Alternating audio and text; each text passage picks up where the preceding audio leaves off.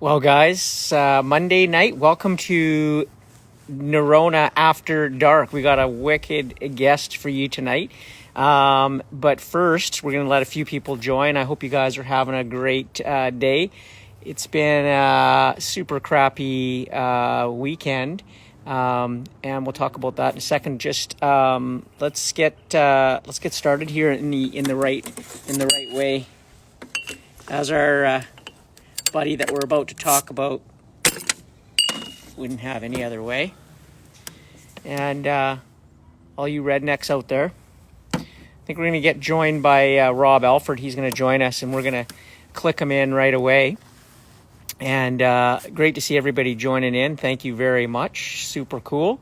And Theo, good to see you, buddy. I miss riding with you, buddy. And as all the other rad people. Where am I? I'm right outside my house in Squamish, British Columbia. Adventure Man Greg, loving all the pictures with the Marlon deck and the quad on there. Peter Norrie, good to see you, buddy. Miss riding with you. And I was thinking about the other day that a couple, what was it, 3 years ago, the last spring ride we had, Shred and Pow, on a super sunny day in Back Bowl. And we see Rob joining right now. We'll get him on right now. Let's get him here, and then we'll start the show. And as many of you know, we're gonna get to that. Bryce, you're 16. All right, there's Rob Alford. Hey, buddy. How's it going, Mr. Dave Norona? Very good, buddy. Thanks for joining us. I'm just about to start something that's important for all of us, for every snowmobiler on the planet, and especially us.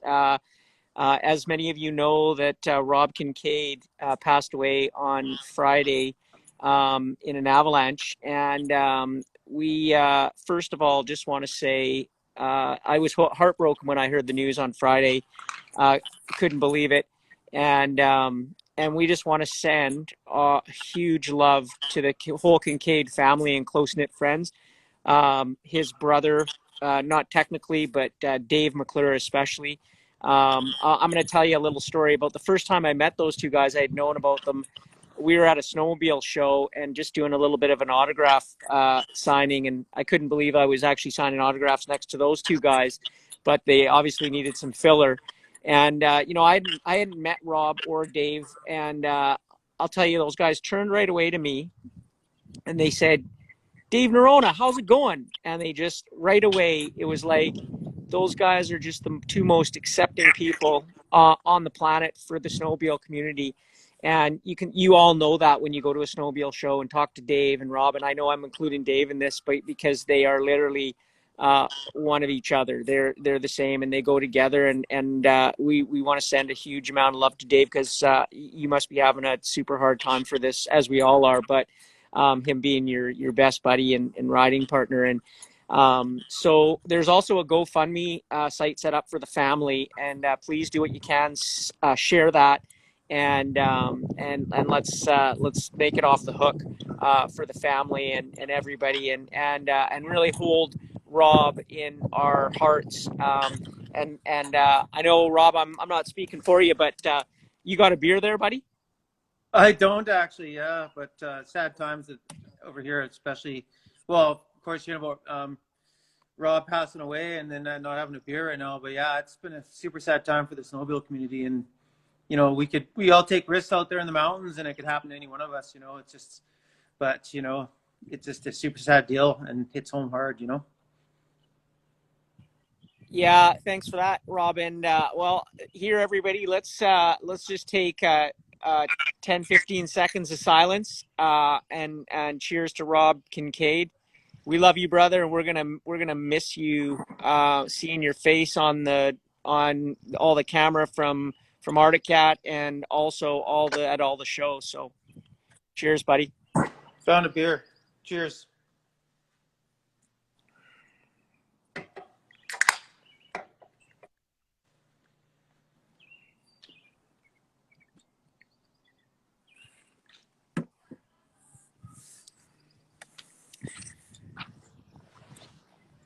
Right on. Well, we, Kincaid would kick our asses if we didn't keep the show rolling and keep things going and bringing on people. I'm just going to do a little bit of housekeeping. Make sure you're in for a treat tonight with Rob Alford. And on Wednesday, we're going to have Carl Kuster. And don't forget, also on Thursday, Carl Kuster is going to do a live Facebook feed again from CKMP on the Turbo. So he'll be answering your questions live, and that'll be really cool. And then on Friday, we're going to change things up. We're bringing on Ryan Harris from Snow West. So that's going to be a real treat as well. So make sure you put those in your calendars. We're going to be on at 6:50 like we are on Wednesday and Friday. And Carl, I'm not sure what time, but we'll announce that when we talk to Carl on Wednesday. But we have tonight none other than Rob Alford. So before we get started, I'm going to tell you a little bit of story about Rob. I've known Rob for a long time. I knew him way before he knew me, from him being, literally, his name could be called the Godfather of Freeride. And, I know he's super humble, so he doesn't like names just being thrown out there like that. But I'm going to tell you a little story that actually isn't even that old, but it actually talks to exactly who Rob is and what he does. This was last year. We were doing a film segment for 24/7, and it was awesome. We were at CKMP. Rob came down. It absolutely puked, and it was like a really, really cool night, and or a cool time. Lots of snow, and way to go, Woody! Woody's riding his pedal bike for the first time, as you can see down the block here. We got lots of awesome. And yeah, so we started out in the morning and we were ripping through. It was just a beautiful day. Rob, just magical snow, really good people. And we were looking around for things to film. And, when you ride with Rob Alford, you're always in for a treat, but you're also in for maybe some scary times, but especially for me. Anyway, we were riding around and looking for sort of big hits or smaller hits to hit. And I hear over the radio, Rob's go, "Hey, Norona, I got something over here for you." And kind of my heart sank a little bit because I thought, this is the day that I'm probably not gonna get back to CKMP. But he came in and Rob had found this really cool hit off this stump right through the trees, and at any time and in the snowmobile world, we always say it's got a lot of ego. So sometimes people just want to tell you how much better they are, and Rob is the complete opposite of that. He doesn't need to do that. And in fact, what he did was he set me up, and I had a few questions to ask him, and he sort of said, "Yeah, just do this, this, and this, and hit it."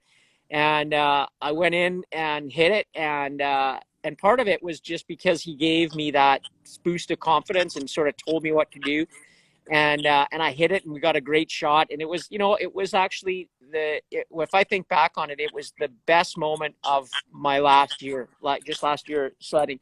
And I said it at dinner, and I really, I hope you remember that, Rob. I was thinking about it and talking about it. And I just said, that's the difference of someone like Rob Alford. And, we just got done, talking about Rob Kincaid. He was the exact same guy. And there's not too many of you on the planet that you went out of your way to make sure that I was going to have a rad experience. And there's so few people on the planet that do that for other people. And it's such a natural thing for you to do. So number one, I want to say thank you. And really that sets it off here tonight talking with you. When was the first time you got into snowmobiling, and why did you get into it, Rob? Yeah, well, thanks for the big ego boost there, buddy. But anyways, I got into it back in Whistler back in the day. I don't know, I think I was like a 97 583 Summit, first ever kind of sled. And we got it for like backcountry sled skiing access. And so, yeah, that's kind of how I got into it. Just try to get back into the backcountry and get into some on-track powder and go skiing, right? All right. Hey, Rob, we're going to stop you right there because it's 7 o'clock.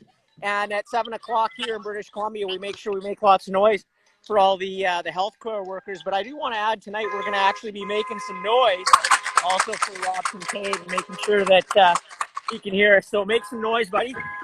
Here we go.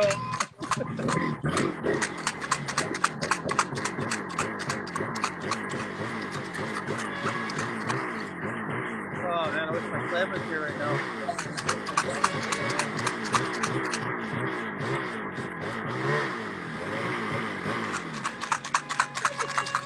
Woo!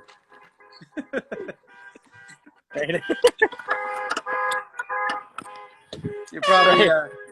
you're probably the only guy revving a turbo on the street down there, I bet, right? I'm the only guy revving a turbo in it. There's a few guys with trucks with turbos in their trucks, but yeah, I'm the only one with Oh yeah. the sled. And we got air horns now. We got car alarms. It's a whole new level. And yeah, so I wanted to make sure we did that for all the essential and health care workers, but also for Kincaid and making sure that Yeah. he's taken care of and can hear us. And like I said, we'll be talking stories for that guy for a long time. Yeah.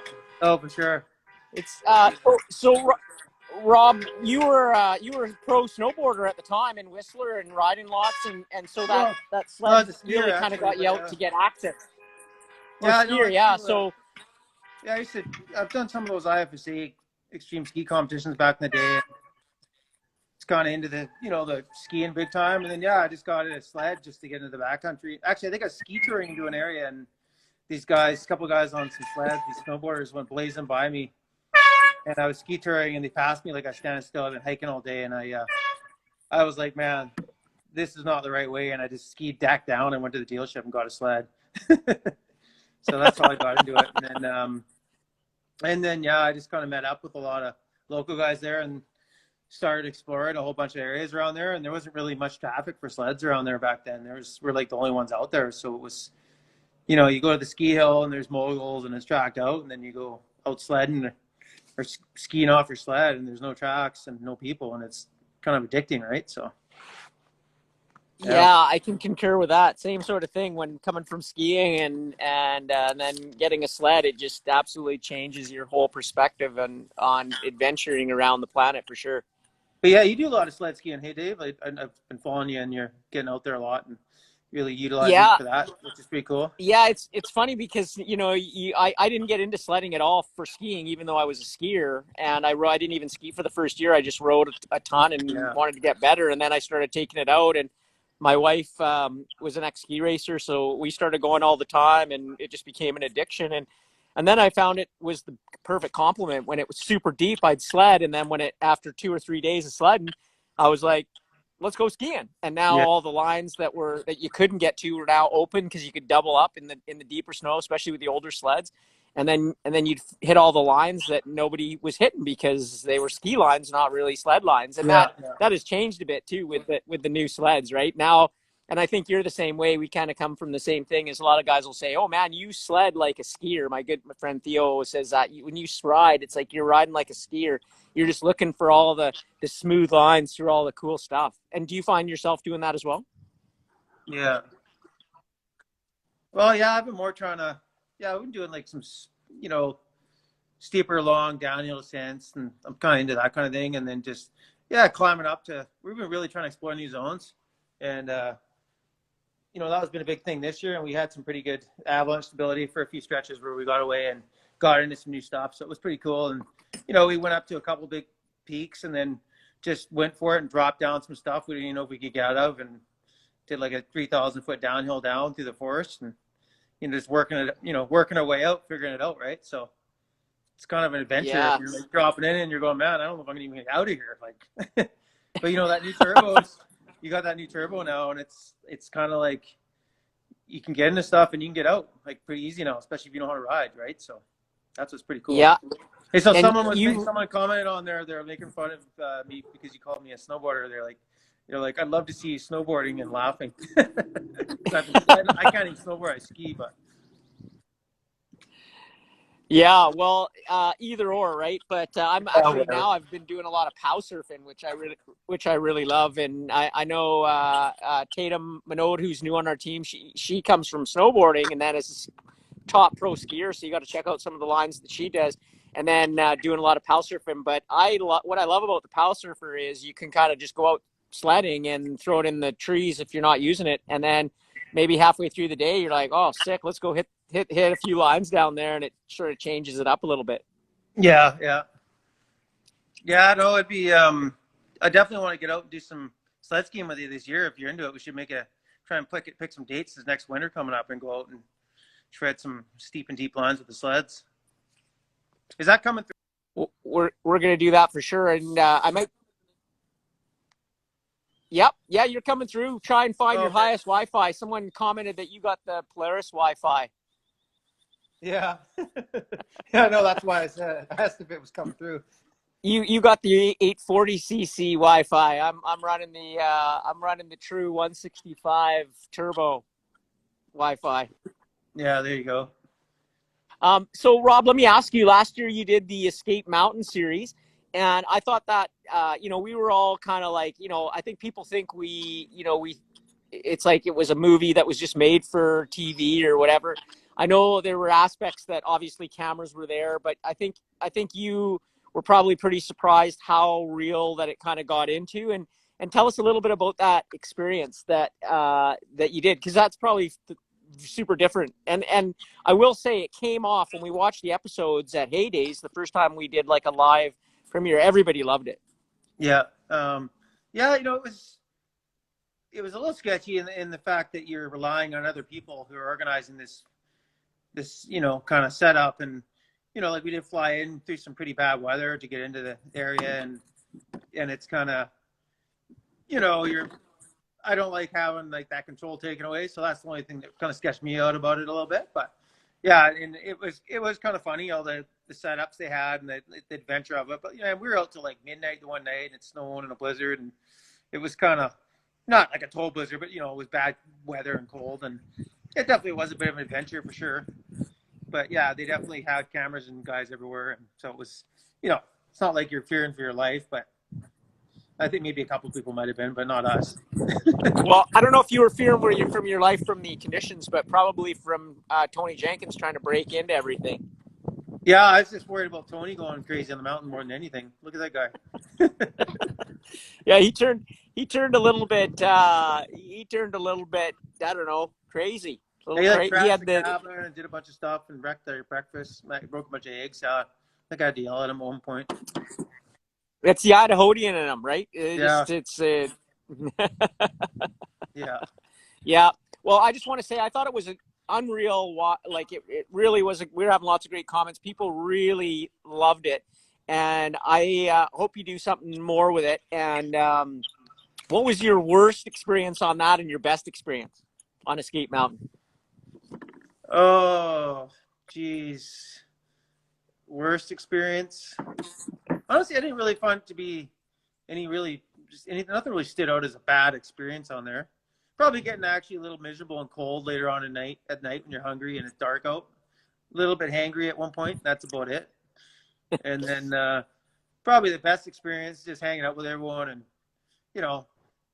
cruising around and just like flying in with the helicopter. But, it was a cool adventure, and being part of it was awesome, right? So yeah, the whole thing was kind of cool. Yeah. And what was the best part? Probably the end of the day, we were doing like some did a couple like downhills with like Craig McMorris was ripping down on his snowboard, and me and Tony and Ashley were ripping down through the trees with him, and like it was good powder, and he's like pretty good snowboarder and was like slashing some turns, and that was pretty awesome. So right on. Yeah. Okay, we're gonna do something a little different here. We had mean tweets the other day, and then now we're gonna do quick questions with Rob Alford right now. So Rob, we're gonna ask you a set of questions. You answer them as truthfully as you can. Okay. And so here we go. Onesie or jacket of pants? What'd you say? You want a onesie or jacket and pants? Oh, I like jacket and pants. All right. Prawns or shrimp? Prawns, buddy, prawns. All right. Does your body hurt from all the big drops? Not really, actually. I'm in good shape now. Maybe it's I don't know. Awesome. Yeah, so. Sweet. Freeride or Summit X with expert package? It's hard to say. I ordered one of each, so. But yeah, what's your favorite? I'd say the Summit X with expert package is my preferred sled. Yeah. And What this, size? 160, what, 154, 165, or 175? I'd say 65 for an all-around sled. Turbo or, never mind. We know the answer to that. Have you ever been hurt off a big drop? Um, yeah, I broke my wrist one time. That's not too bad though for the stuff that you were doing. Yeah, I broke my wrist because I didn't tighten my handlebars enough up, and the handlebars flipped forward, and I tomahawked down the mountain like a gingerbread man, like 100 cartwheels down the hill. And it was in a video. It was in like 3 different films because everyone thought it was so cool. Like a bunch of snowboard films published it. Slednex published it. It was like a famous cartwheel. Awesome. And the Yeah. last quick question there, buddy. How many diapers have you changed this month? Lost count. And I'll ask the final. Have you had any punamis yet? There was one that kind of went right up the back and down to the ankles. That's Yeah, that was pretty cool. I'll send a picture of it next time to you. that's a punami, buddy. That's Yeah, a there you punami. go. So on that note, Rob, you're a new dad, and I will tell all the viewers this. I actually sent your wife an email because you're a pretty quiet guy. However, I've been able to get a few smiles out of you. Some of the videos that we do, you once you get into them, you're hilarious, and I think all your fans love seeing it and see you in a different light. And I had to tell her because one of the things that I saw recently after you guys had your son was you were just always laughing and giggling so much, and I was like, this is so awesome to see Yeah. because it's the real true colors of Rob Alford coming out. And I think everybody, it's a real treat that we get to see you. We know how awesome you are on a sled and stuff, but not a lot of people get into your personality because you're kind of a quiet guy until you get to know. But the great part is now more people are seeing that, and I think it's an awesome thing. Yeah. Pretty fun experience having a little guy, and he's starting to sleep probably like all night now, which is awesome. And then he's super happy and just having a good time. So it's yeah, you've been doing it. When they first start sleeping and they're kind of like up every 3 hours, it gets a little tiresome, right? But now he's sleeping all night and he's just happy and smiling, and so it's pretty cool to see.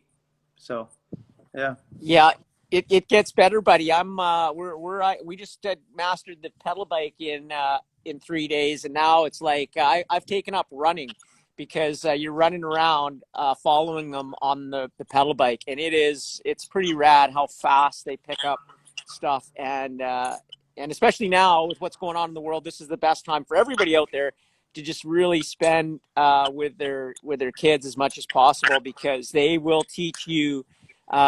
Sometimes with social media and all this stuff, we tend to like disassociate with our family, and we're always looking for other things. And I'll tell you, the best part of it is all that time you spend with them, because you never get the time back, right? You can always make more money, you can always do all the other stuff, but you will never get the time in that space with your family. That's for sure. Yeah, for sure. It's family's everything, right, buddy? So yeah. Yeah. What's been your best experience so far, fatherhood? Well, he hasn't been doing too much yet. He's just starting to he's starting to get pretty observant now, though. And he's like, the guy had him on FaceTime, and I was doing like peekaboo. So I was kind of like going peekaboo, and then he's just like lighting up and laughing and waving at me. And so it's I definitely miss him. I'm going to go hopefully head back and see him this week, actually, because our season's postponed for prawns just because of the virus. So we're going to get a couple extra week delay on it or whatever. So yeah. So tell us about that a little bit. What you do in the off season that fuels the fire for the winter stuff, and where you are right now. Well, yeah, I was just getting my commercial fishing boat ready and doing some, organizing business stuff. So I'm all set up for when they open for my fishing season or whatever. And then, but yeah, I guess we'll be fishing all June, probably into July this year.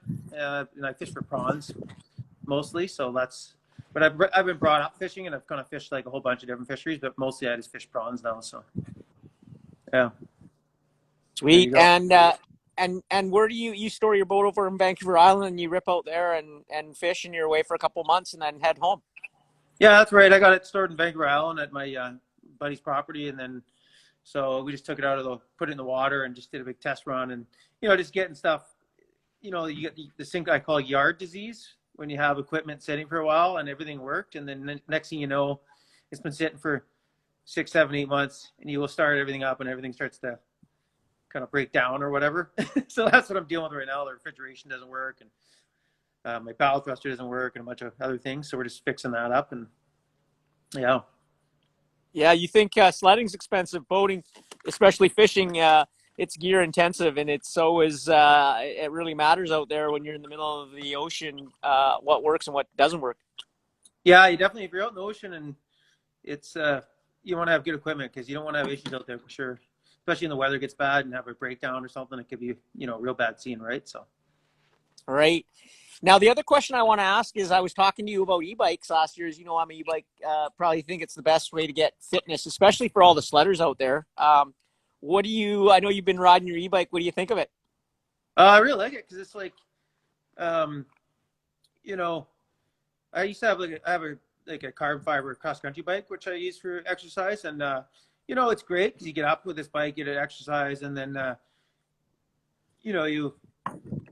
but then you go downhill and it's a cross country bike, and it kind of sucks, because it's got shitty brakes and bad suspension, and then if you have like a good downhill bike, then you can't pedal it up because it's too heavy, because it's got the heavy brakes or the heavy tires and heavy suspension. Well, this e-bike is like filler, because you got a downhill bike, suspension and brakes, and then you can do probably the same workout I do on my cross country bike. I get 3 times the ride in, and then going up, and then way better downhill. So it's like a pretty wicked combination.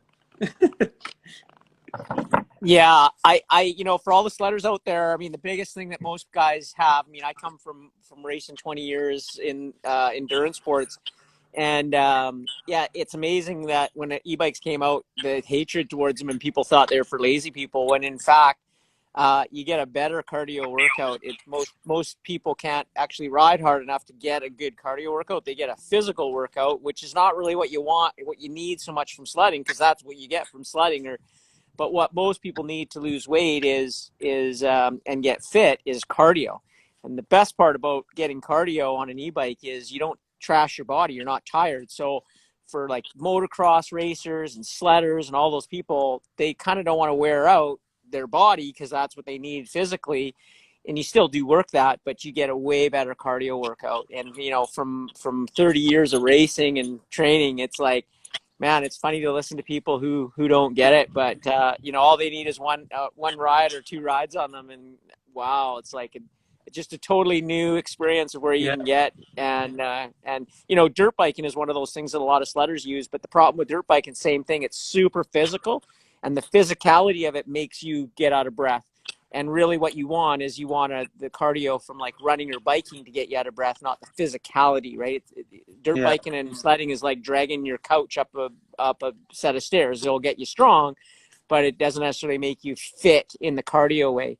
And that's what I love about them. So it's been cool. And I know Shelly, Carl's wife, she's now addicted to them, and Carl will be next. And it's just an awesome training tool that you can have.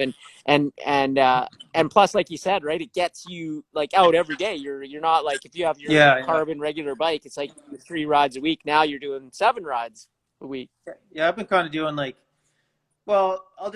it's pretty cool because you can just travel so much terrain with that bike. So I'll do a bunch of new trails that are probably too far away that I wouldn't normally get to. And then, so I'll do the e-bike. I might do that like a couple, 3 nights a week. And then I might go out for I got a trials bike now, so we're riding that. And that's pretty cool. And then I also might ride my enduro bike too. So I kind of branch out from one bike to the other, but I think it's made my biking a lot better overall. My enduro bike, especially, I got way better balance now and just feel in tune. But yeah, of course I'm going fishing, so I don't get to bike. I just talk about it. But come summertime, hopefully I'm going to be hitting it hard. Mm-hmm. Right on. Well, okay, let's get into it. We've got tons of.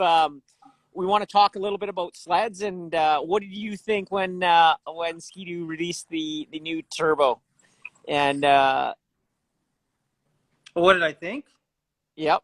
Well, obviously thought it was awesome, like everyone else. But you've ridden a lot of aftermarket, and you're maybe not a lot of people, and I don't want to put you on the spot of being vocal, but you've been around a lot. You've ridden for a lot of aftermarket turbo companies, all that sort of stuff. Yeah. How did you compare it when you started riding the new? I think the biggest thing that people were stuck on is this number 165 horsepower, and so I think that's where people kind of they want a number that's higher than whatever. And lots of times those numbers are false. And what are your feelings running some aftermarket turbos and then now running this turbo?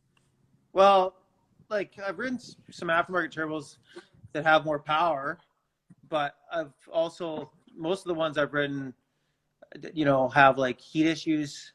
So like, say if you're riding super hard and you're riding deep powder, they like start melting side panels or like get heat soaked faster. So they might have a little more JAMA, but then it's like your whole side panel's melting out of it and you're having all these mechanical problems. And, the consistency of this new one is like, it's really nice power that flows on. It's user friendly, and like you don't have to worry about the thing doing a backflip on the spot and like looping out on you as bad as like say an aftermarket one. But then at the same time, you can hold her pin for a 3,000 foot climb, and you're not going to like melt your whole sled down and have a melted pile of plastic at the top. So you can just bag on this thing all day, and you got full warranty, and it's like a really nice user friendly power that but it's still pretty rank. So like really 165 horsepower sled elevation would be comparable to like probably a 200 horsepower sled at sea level with the power loss, right? So like if you were to dyno, around 200 horse at like sea level, the loss would be right at about 165, 170 at elevation. So it's like, it's really a 200 horsepower sled if you want to go by those numbers, and that's how most aftermarket companies are doing it, right? So yeah, anyways, that's my thoughts on it. Yeah, and so what are the things that you love about it most now that you're riding it? Because I assume, are you riding the turbo nonstop now? Yeah, like I was thinking about getting a sled that wasn't a turbo, and then after I spent this much time on it, I just gave up on that thought. So I'm the turbo guy for all my sledding. But the nice thing about it is they've done such a good job on making the power manageable that you can ride it when there's conditions where it's not super deep and you don't need to have the power. You don't need to use it. You can just take it easy and be light on the throttle, and it's user friendly that way. So my reasoning is why not, right? So yeah, I'll give I was two little. actually I love looking at this. some of the Somebody just comments on here. Yeah, it's electric smooth, but needs respect, and I would totally agree with that comment. I love the granola and gasoline. Hey, I'm still waiting for my Barapagonia shirt. Those guys are awesome. You got to get a stock turbo. I feel the same way, Rob. Like once I rode that sled, I was hooked. I couldn't go back to anything else, and it doesn't mean that the 850 normally naturally aspirated sled does not work extremely well. And I think this is the only time I haven't been asked from Skidoo, but I thought that I should be careful in the sense that not everybody can afford it. And would I be able to afford it if I had to go in and buy a sled next year? And I'm always very conscious of that. I don't know. I don't think people think that because we work with the factory, but I'm actually more aware of that than anything.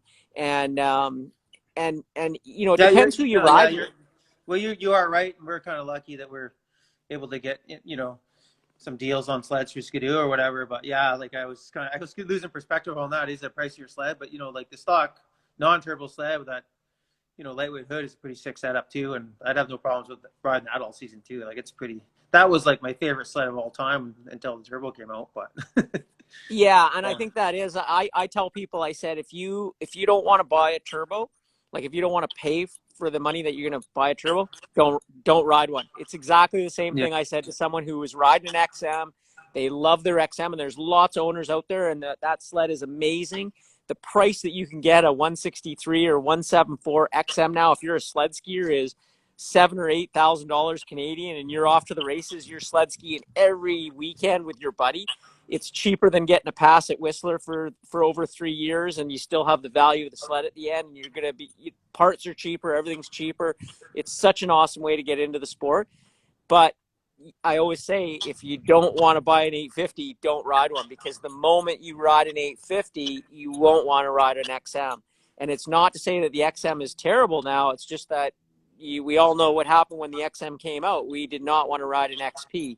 So it just, we're lucky because we get to ride the newest all the time, and we're testing stuff and riding stuff before it comes out. It's like an eye opener of like, wow, this really makes a difference. And I'm sure you were the same way when we all rode the the G4. We were like, oh, I still like my XM. It's pretty awesome. And then after you ride it for a week, you're like, I can't ride that XM ever again.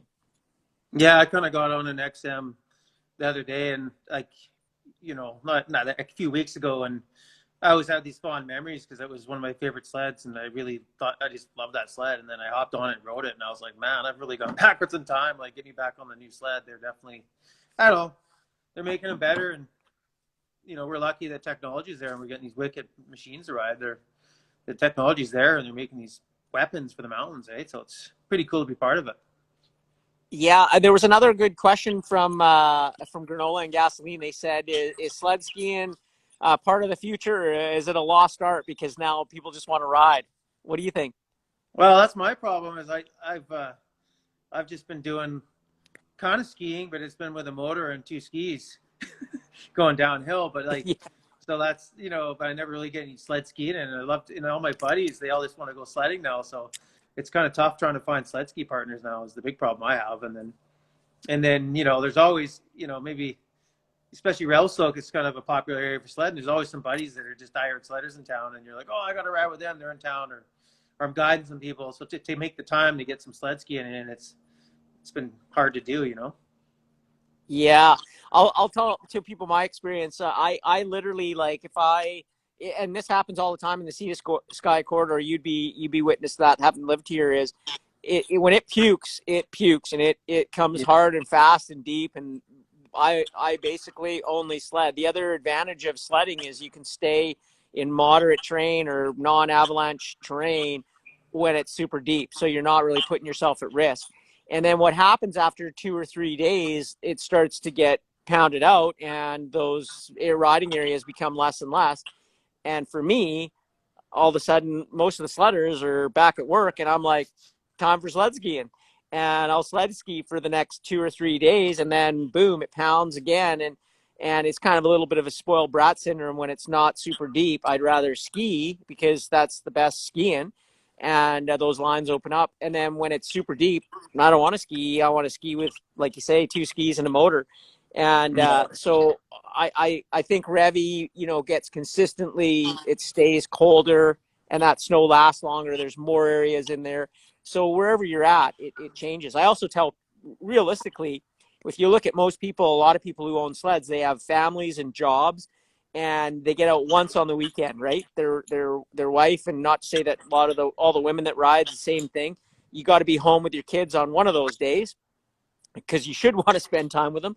And so you got 1 day a week. And I always tell people, if you get into sled skiing as your kids get older, you can take them out on you can go riding Saturday, and then on Sunday you can take them out sled skiing.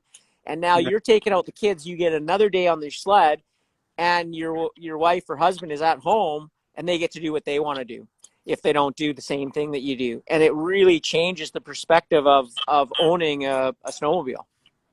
Yeah, for sure. And, owning a snowmobile is kind of like, it's like you can be like those guys, those big wave surfers. What do they call them? Watermen, but they kind of big wave surf. They do all these different sports in the ocean, and you could do that with a sled. You go out there and do some paddle surfing, go sled skiing off it, and then go play some steep and deep going downhill, or climb some chutes with it, or whatever. There's, you got lots of opportunities out in the mountains, and the sled will get you out there to do it, right? So. Yeah, well, we had a question from Muskoka Freerider. Good to see you on here. Awesome, wicked job this year. You were invited out to the photo shoot with the guys. Did a good job out there, and then you've been out for, I think it was it 6 weeks? You were saying, and killing it with riding with lots of guys out there, and always killing it online. So make sure you follow him. But the question was, what size sleds you running for next year? Rob, you go first. I got a 165 or 165 Freeride and a 175 Expert turbo. and why did you choose that? Like, is that the choice you? Let's ask this: why did you choose that first? Well, I think the 65 was like pretty all-time sled for like for what I'm doing, because it just works good for everything. And like the 54 is a pretty wicked sled too. I know a lot of guys around there like it, but I find when I ride a 54 and I get in some really, really steep stuff climbing up, it wants to wheelie over on me because it's got so much kind of, just so much torque going out of that track. Whereas a 65 for me, I can kind of, it's still wheelies, but not as bad. And I can kind of just climb up steeper stuff. And then the 175, I can climb up like ridiculous stuff. And like for breaking trail into like some gnarly zones and steep conditions with deep power, that 75 turbo is just like an insane machine for that. So that's kind of why I got it, But I'm just, hopefully we have a deep power year next year. Yeah, so I will ask you this because this a question I get a lot is you just got fired and you got to go down to your local dealer and you're going to buy one sled. What is it going to be? It'd be like a 65 expert. Not naturally aspirated or turbo? Well, if I just it depends, I guess. Depends how It's much a good money I fishing. got, but definitely if I could afford it, I get the turbo. Right on. Yeah. Right on. Yeah, I'll answer that question too. I got the same as you. 65 Freeride and a 75 expert. I think one thing people really have to do is you have to look at the past but not live in the past. So some people are like, oh, I had a 174 and the 63 then now I have a 65 expert and I love it. And I'm like, yeah, but you can't compare a 74 T3 to a 75 short tunnel expert, and especially a 175 expert package with a turbo. They're night and day different in sleds, even compared to like a 54 to a 75. Yeah. And so I think people have to really do their homework on how much deep pow they're going to ride.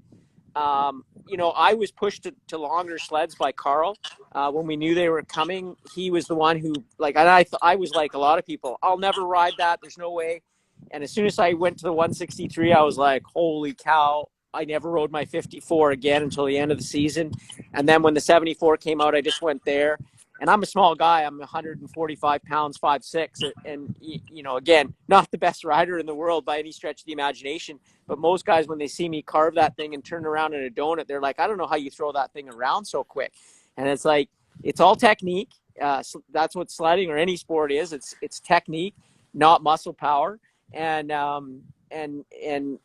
when you know what to do, you know what to do. And if that sled held me back, I wouldn't buy it. But I wouldn't have it. I literally also from sled ski, and sometimes we put 3 guys on it, and we're half the time we're going up the hill, and it's like you get to the top, you shake your head, and you're like, I can't believe what this thing is doing.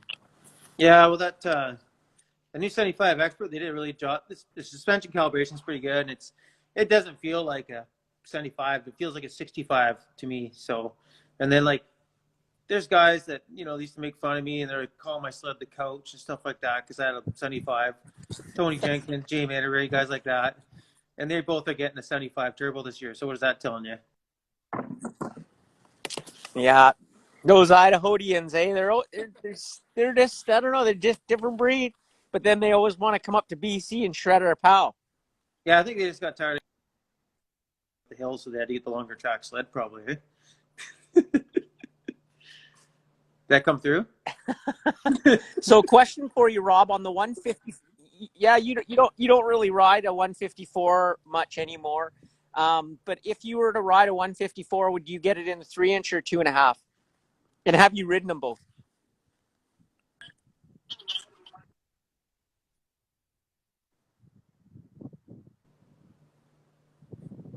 Did you get that question, Rob?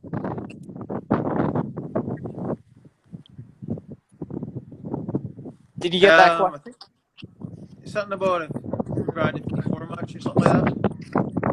Yeah, sorry. My question was, if you haven't ridden a 54 much, but if you did, if you had to buy one, would you like it in the 2.5 or the 3 inch? Um, it'd be hard to say. And actually, I like the 54 sled. It's super fun to ride. But as per your question, I haven't ridden the 2.5. I've only ridden the 3-inch one. And so I can't really say on that comparison. Okay, well we gotta go down and visit Tony and Jay.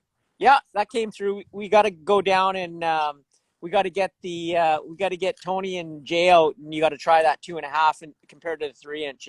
I was actually blown away when I tried the 2.5, because I would have never believed it having not ridden it. Is how much quicker it is. You know, most guys are like, I want to get a 54 because I'm gnarly and I like to do whips and I like to do this. And then when they put a 3-inch track on it, it's like a slower, heavier track. So it kind of goes against what they're talking about. So there's no right answer, or whatever works for you works for you. But the difference is that 2.5 almost feels like a 3-inch 165. The track speed's huge. It gets out of zones when it's deep, really efficiently, because the track is spinning faster and you can feel it. And for really good riders, the 3-inch is a no-brainer. But for the 2.5 allows you to not just like wheelie monster and then have to come off the throttle and not be on the right way. Snow West is talking about the 2.5 Freeride turbo. Yeah, that's going to be pretty radical. Yeah, so the 2.5 kind of tames it down a little bit, is what you're saying.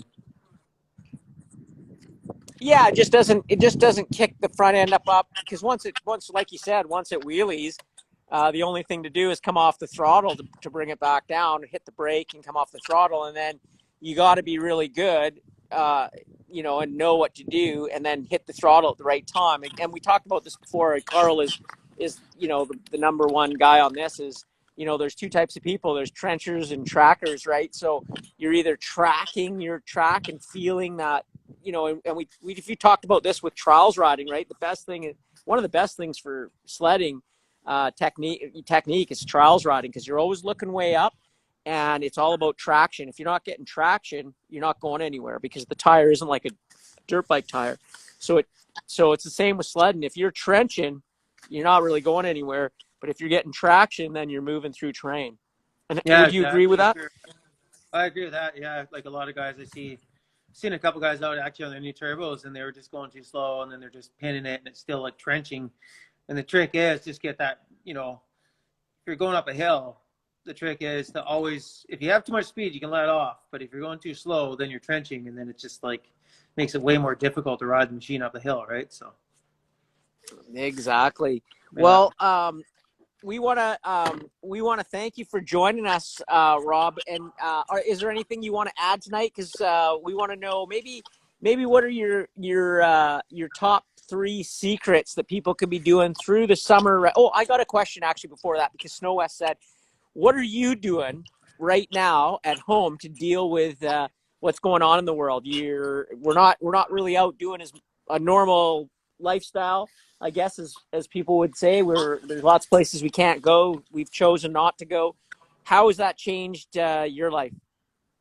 Well, yeah, like we, when this first happened, we had the first two-week quarantine, and me and the wife and the little baby boy Bronson, we just actually hanged out at home most of that, and we had some nicer weather, so we just did some walks and yard work and got some stuff done, and just hanged out with the little baby, and then now I've got, we came back here to get ready to go for work, and most of the people here are quarantining, except for people like me who have got to do some work, which I'm lucky that they've deemed my work an essential kind of service, I guess. So, but yeah, it's, everyone's being careful, and people aren't shaking hands anymore, and you're washing your hands, and, you're just trying to get through this, and I'm sure it's going to pass soon, hopefully, for everyone. Yeah, I will say the same thing. Like, it's kind of funny because nothing's really changed in my household, in the sense that I haven't been out riding and lots of stuff like that. But we can still hike and bike and do lots of stuff. Although, and I spend my wife and I are both at home, so we split our time with our young one, and it's the most magical time in the day. I'm always up super early, and then I'm out when I'm riding. I'm out and back by 1, and then I think a lot of people see me through the neighborhood and they go, "That poor guy, he's always out with his kids." And not that that's a bad thing, but most people don't know that I've been either sledding or skiing all morning, and then I spend basically the rest of the afternoon from 1 till 6, just before dinner. We all have dinner together. Biking and hiking, and man, we do so much stuff, and my daughter loves being outside, and loves climbing stuff, and it's just kids, as you know, and you're gonna see this too, Rob, as it moves along, they teach you the most valuable lessons in life, and that is to enjoy the smaller things. It isn't about having, I would agree. All these things are nice, the sled, but it's where this sled takes you. And the reason why we love the Skidoo product is the reliability and all that stuff. But the reality is at the end of the day, when it's tough, you sit back and you go, remember that day when I was up there with all my buddies, and when we're all 90 and we're rocking chairs, that's what we're going to remember. Much like fishing is, when you sit back when you're 90, you're not going to be talking about when that bow thruster folded. It's going to be about those sweet days with the sunset and the good fishing and all that sort of stuff. And would you agree with that? Oh, for sure. It's not mechanical problems or any of that stuff. You're always talking about the good fishing and good what it's all about, buddy. Yeah.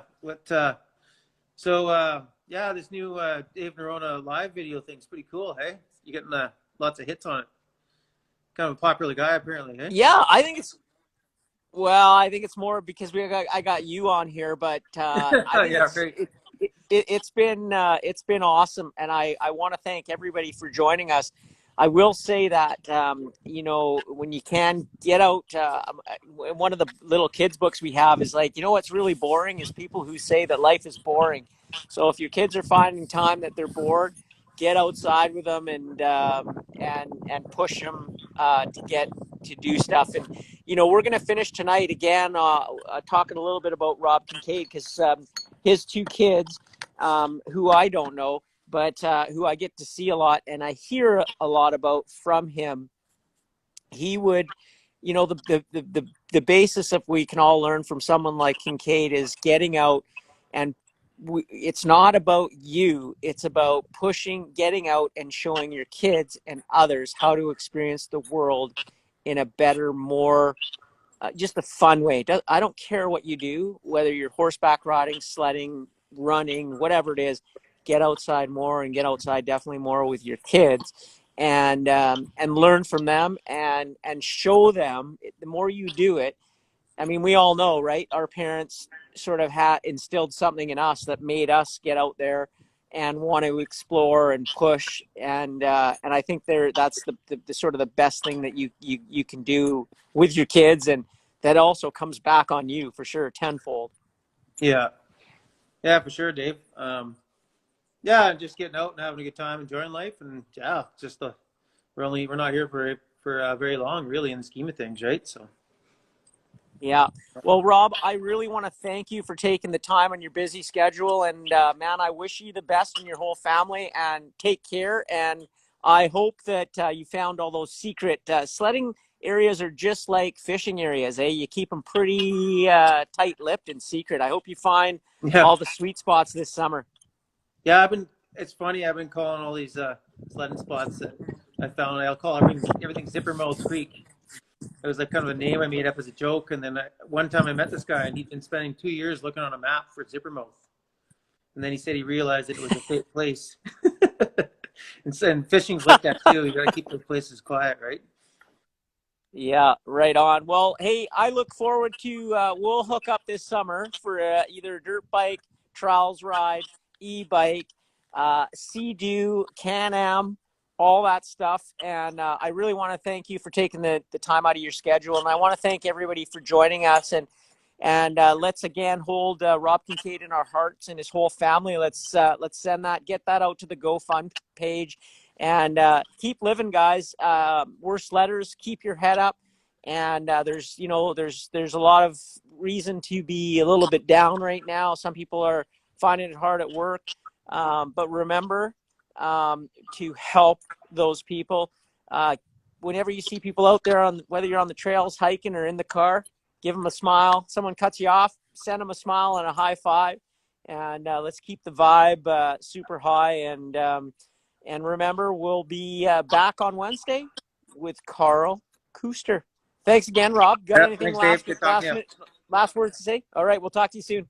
Cheers, buddy. Good talking to you, and have a fun week and all that. Cheers.